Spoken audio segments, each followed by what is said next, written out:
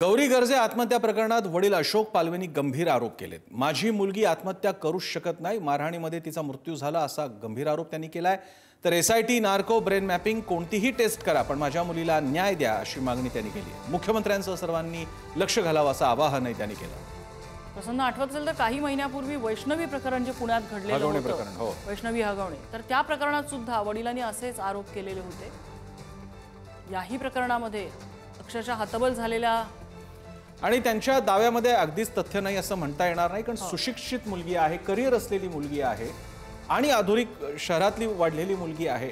इतका टोकाचा ती विचार करेल का, हाही मुद्दा आहे। त्यामुळे अर्थातच सर्व बाजूंनी तपास शेवटी पोलीस यंत्रणेला करायचा आहे।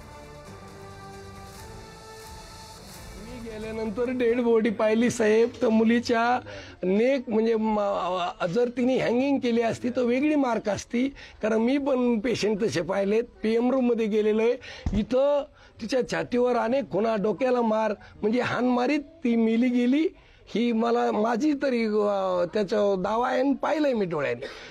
तिला न्याय मिळावा, बाकी मुलीला असं होऊ नये माझ्यासारखं, आमच्या मुलीसारखं। तर त्यासाठी एसआयटी ब्रेन मॅपिंग काय नार्को जेवढ्या टेस्ट असतील तेवढ्या करा, पण मला न्याय द्या।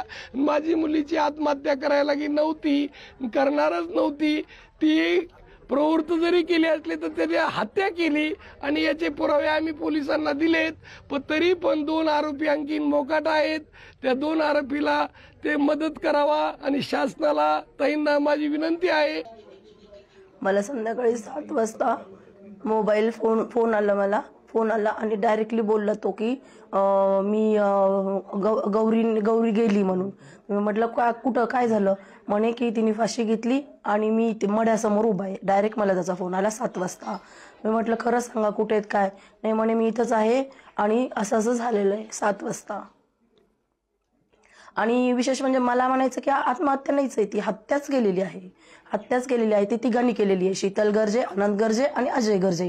आणि आम्ही नसताना पोरीला हॉस्पिटलमध्ये घेऊन आला, हा एकटा आणू शकत नाहीये, त्याला सोबत कुणी ना कुणी पाहिजे।